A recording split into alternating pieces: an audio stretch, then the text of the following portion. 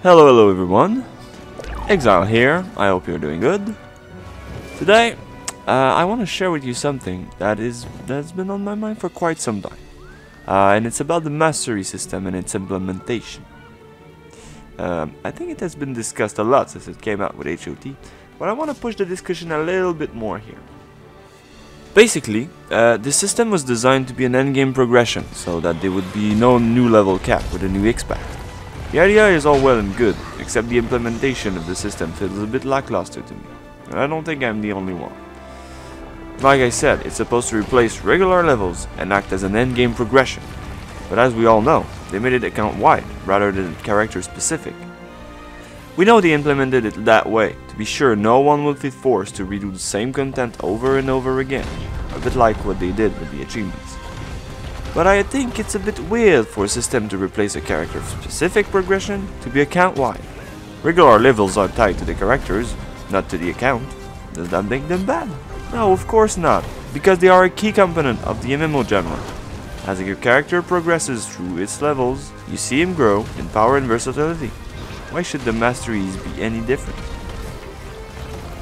So, with that in mind, I thought I could try and think of a way for the system to be more meaningful for each character you play, without making it a chore for the players. What I propose is this. The Masteries themselves would be character specific, okay? But the Mastery points can remain account-wide, just like any currency in your wallet. What this would do is that each of your character could have its own progression, but you would not be forced to earn Mastery points on specific characters all the time. Let me explain myself with an example. If you begin your journey through a Heart of Thorns on a fresh account, playing, let's say, a Guardian, you will be earning some achievements and the Mastery points associated with them on this particular character. But if you realize that being a Guardian does not satisfy your sneaky side, and then you decide to get back to your teeth, that you also maxed to level 80 before venturing into the jungle, the Mastery point you earned while playing your Guardian would still be available for your teeth. But the XP you gathered with your Guardian would be exclusive to him. You would have to go through this side of the progression again, gaining XP I mean, but it's not so bad, it's the easy part, since almost everything in the game awards experience. Now I know what you're thinking. There wouldn't be enough Mastery points to let us train the Masteries on all of our characters. Well, I thought of some changes that could solve that problem. First of all, I've reworked the lines so that there is less points to spend for each Masteries. What they did with the Pact of Fire Masteries is pretty good in my opinion. The first tier requires only a handful of points, and then each new tier requires only one additional point, so the second tier requires 2 or 3, the third 3 or 4, etc. This change on its own is huge, but it's not enough if you think of the players who have 10 plus level 80s. What I would also do is make the Mastery insights in the maps character specific. Core Tyria has 9 and HOT has 22 of them.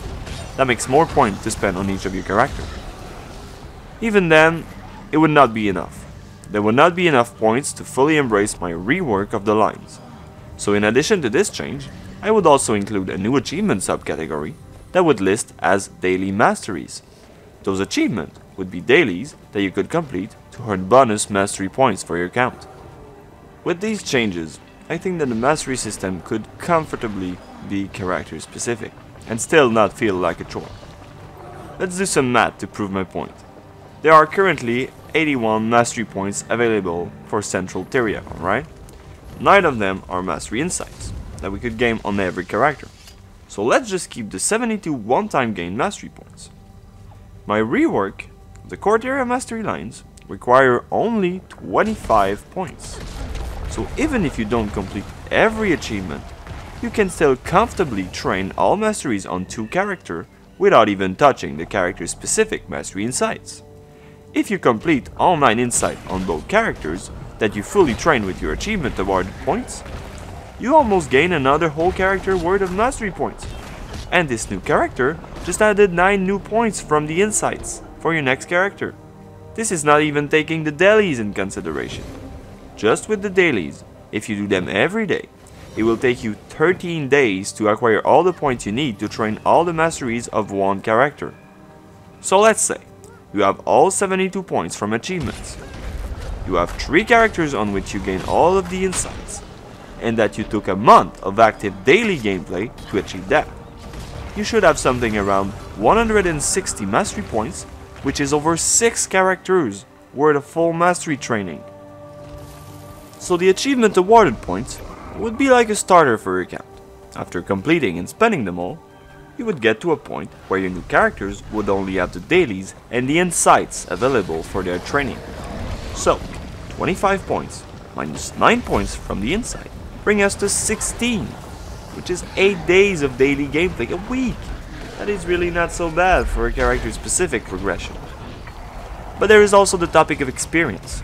Each tier requires a certain amount of experience to train, and this amount has been balanced considering that the masteries are account-wide. Well, I also changed the amount of experience required to train the masteries in order to make them more accessible, knowing that every new character would have to go through this progress. After my first playthrough of Path of Fire, during which I trained all of the masteries tied to this expansion, I felt like these masteries were a lot more well balanced than the ones from Heart of Thorns and Core Tyria. So I took a look at how many points you needed to train them, and I took this to put it in my Reworked system. Let's compare. For the first tier of a Pact Commander mastery line, you need 635,000 points, alright?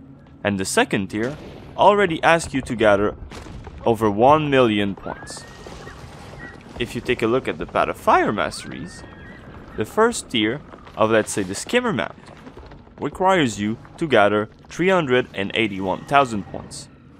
The second tier only asks you to gather 557,000 points. So there's a big difference between the two systems. And just like I said, since I felt that the Path of Fire masteries were a lot more well balanced, I took these as an example to work on my revamp. And yeah, that's about it.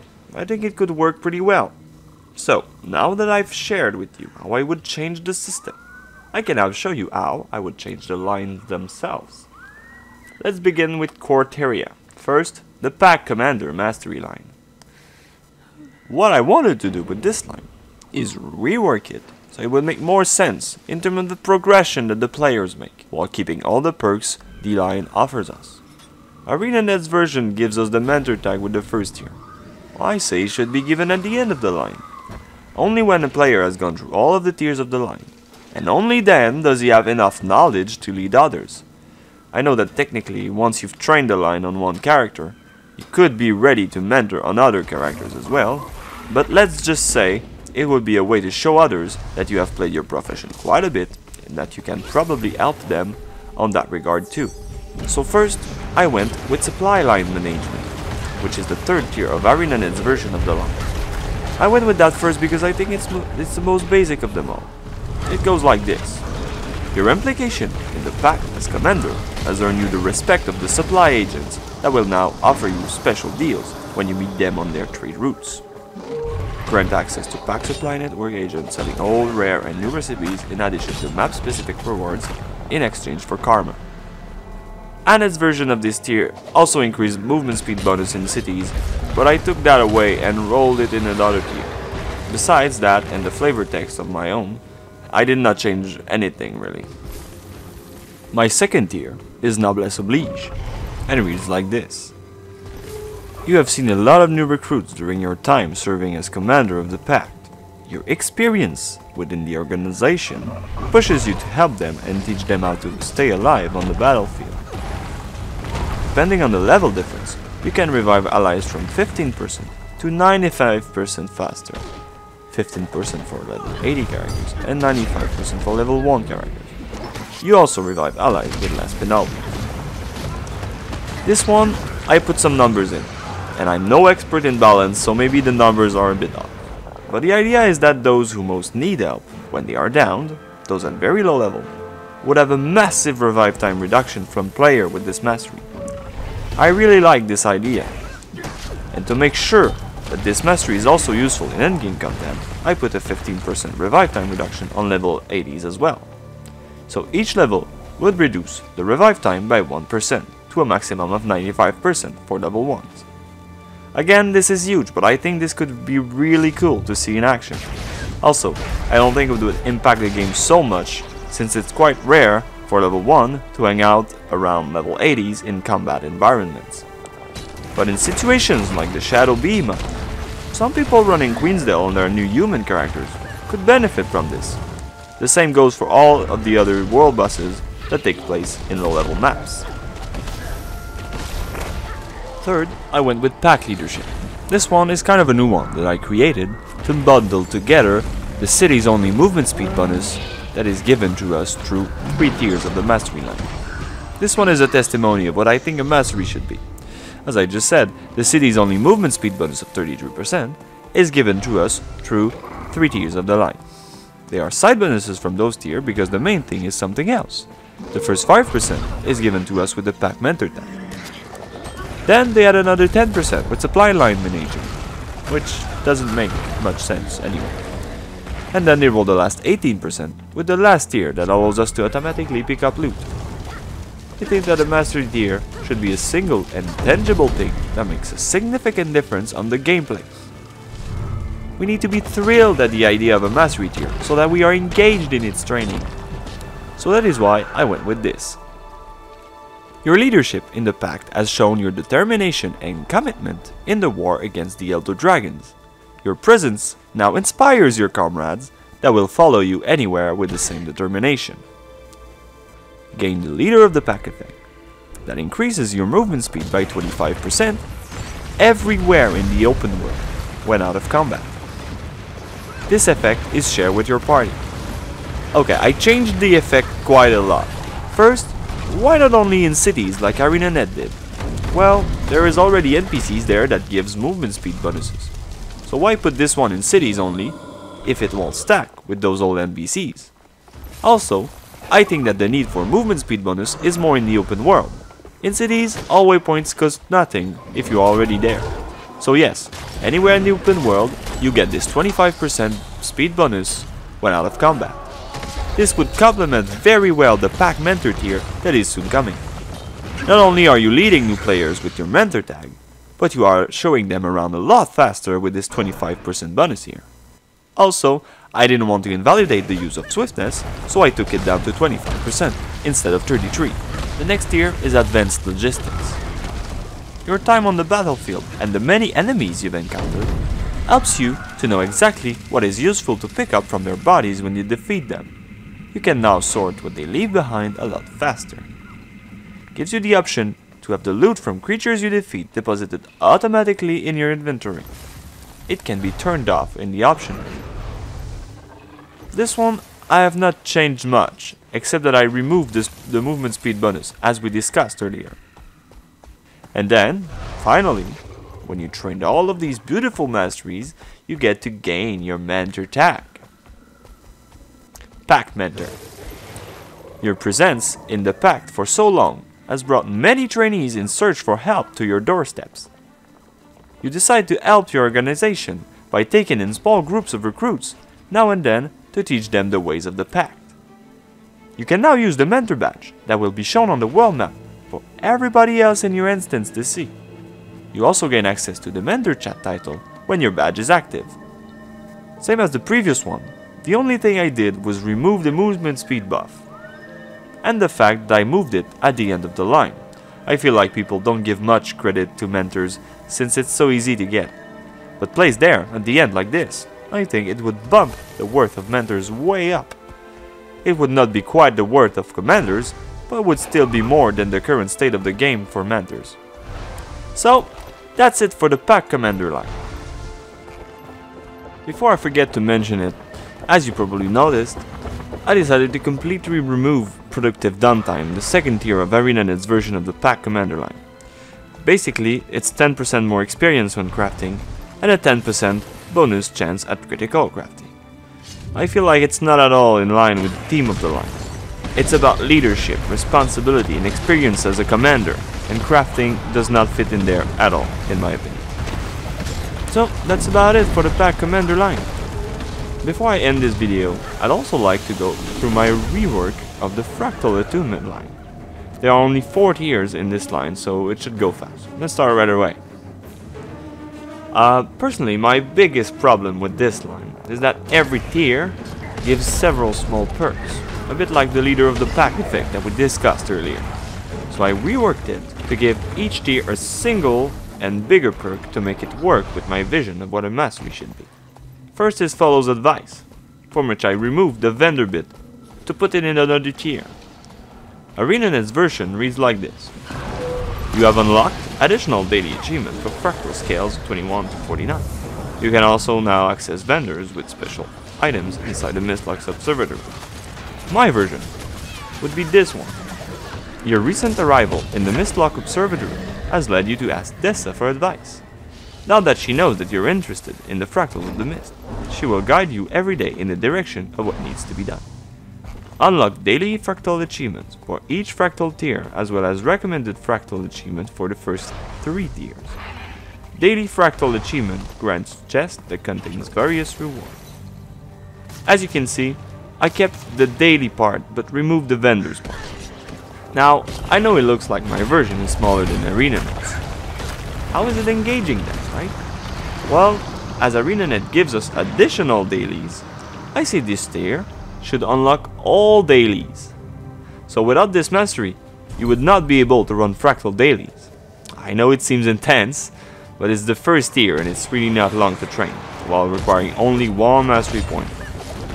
Also, you could probably argue that this is bad, since you would have to train this on every character to run fractal dailies. But I think it can be interesting and flavorful to have different characters that have trained different masteries, so they are all capable of different things. And eventually, after a certain time, you play these different characters enough to train more masteries on all of them, and then everything becomes available for each of your characters. Alright, so moving on, we get Fractal Frequenter, my second tier, which goes like this. This I granted you the permission to interact with their golems to see what they can trade with you for what you find in the mists. Grant access to the services of Dessa's golem vendors that sell various wares related to the fractals of the mist. So, as you can see, it's in this tier that I put the vendor unlock in the Mistlock Observatory. So things that become available with the first and second tier of ArenaNet's version of the line would all become available at this tier for my version. Except for the repair golem and Dessa's alchemist, all other golem that sells infusions, ascendant gear, and etc.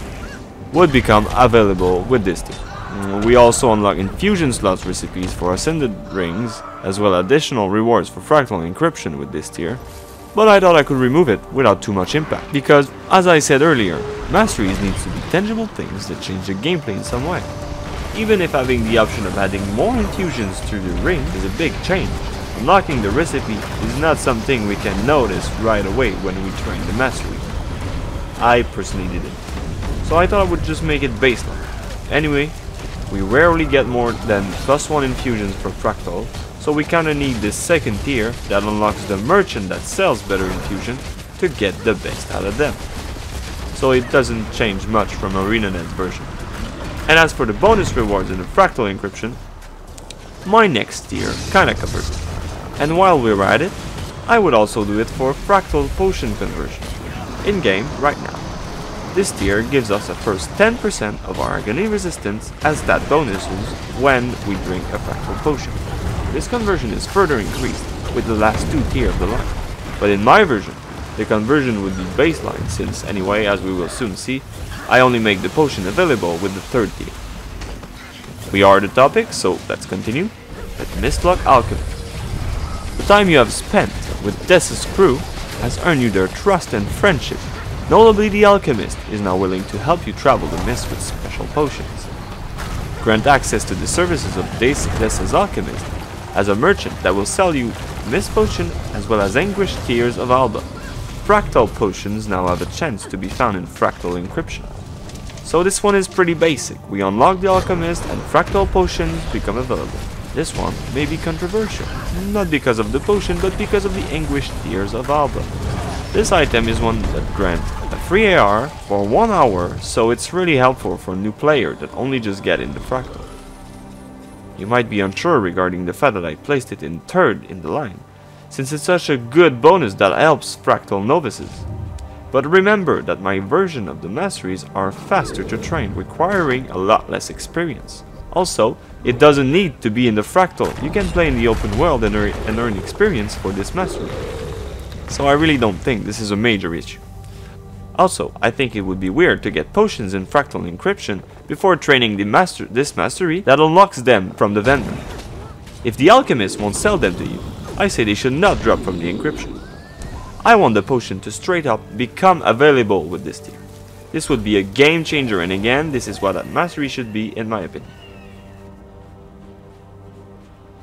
With this, let's move forward with the last tier of the line, Mistlock Singularities. Because you've been so much help for Dessa, she has entrusted you with a secret about singularities that appear in some places in the fractals. Apparently, these Mistlock Singularities, as she calls them, can really be helpful in dire situations. You can now activate the life-saving Mistlock Singularities within the fractals of the mists. My version of this tier is the same as Arena does, except for the conversion part that I made baseline just like I said earlier. Other than that, I think this mastery is pretty good.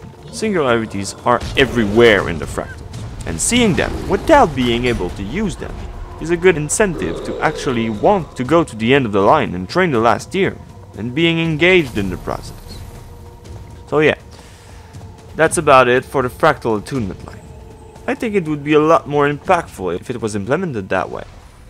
Each mastery tier giving a single, more tangible perk that helps us progress through the fractals of the mist. So before I end this video, there is one last thing that I need to mention. You probably guessed it and are currently asking yourselves, where is the legendary crafting line? Well, I got rid of it. I don't know what part of the player base really enjoys this mastery, but from my perspective, it has no place in the system. Like, no place at all. Since legendary crafting is so expensive and not in the reach of every player, I don't know why they would, on top of that, lock it behind the mastery. I say this as if the mastery in itself was the big wall blocking most of us from crafting legendaries. But no, I say it, really, meaning that the mastery is pointless. The cost of the process of crafting a legendary weapon on its own is cost enough. When it first came out with HOT, I was still playing quite casually, and I had no plan of crafting any legendary weapon. So when I trained it, it was really because I had nothing else to train in Tyria. I'm guessing that a lot of players did the same. So it had obviously no meaning for me. And when I finally decided to craft the Flameseeker Prophecies for my Rev, my super lore-based character, well, I just bought the things from the vendor to unlock the collection and never even remotely thought, thank God I trained the mastery. No. I never thought of the mastery when I started the process. And really, if something got me into legendary crafting, it's not the mastery, even if it reminded me every time I opened the hero panel that this thing existed. What got me into legendary crafting is the introduction of the collection that let us bypass the RNG-based acquisition of the precursors. And by the way, this method of legendary crafting is still available, and you don't need the mastery. So isn't it a bit weird that you can do something that the mastery allows you to do without actually having trained the mastery? I know they couldn't just get rid of the old method, but I think they never should have added this line in the mastery system. Let people buy the first collection and lock the others behind the completion of the one that precedes them. That's all. I don't see the need for a mastery line. I really don't. So if you guys remember, earlier in the video, I spoke about some new achievements that I would want to implement with this system. That would be daily masteries that would let you earn mastery points every day on any of your characters. So I think it is very important that the daily masteries are associated with the mastery lines. So there would be one for Pact Commander, and there would be one for the Fractal Attunement. For the Pact Commander, there's nothing really in the masteries that can be transformed into a daily achievement. So I went with something that makes sense and that is not necessarily related to the mastery line, but still it would be some gameplay and it would be a way to bring the players to participate in this content. So I thought of kill 3 world bosses to earn the mastery points, the daily masteries. And why 3 world bosses? Because I think the world bosses are the biggest threat to Tyria, besides the Elder Dragons and the Rogue Gods. So, since the Pact is the organization that protects Tyria, that fights to preserve life on Tyria, well, I thought that this would make sense as the Pact commander to be sure that Tyria is safe, right? So, for the fractal attunement, well, I thought just run 3 fractals for the daily mastery, and you would earn the mastery points. So you could do this in tandem with the other fractal dailies, so it would be easy to earn. But still, these are the first mastery lines, so I think that the daily mastery should not be too difficult to complete. So yeah, these were my ideas for the daily masteries for these 2 lines. Yeah, that's about it. Thanks everyone for watching this. I know it's a heavy video and I'm new at it, so it's probably not the best quality I've ever seen. But I really wanted to share my thought on this subject with the community. Get it to discuss, and that it's something that I invite you to do in the comments below. Don't forget that this is only food for thoughts. I'm not saying this is the be-all and end-all, that the mastery should be changed to my versions tomorrow first thing in the morning. I just want to discuss. Also, do check out my other videos on the other lines so we can continue the discussion there. And again, thanks a lot everyone, and I hope I will all see you soon.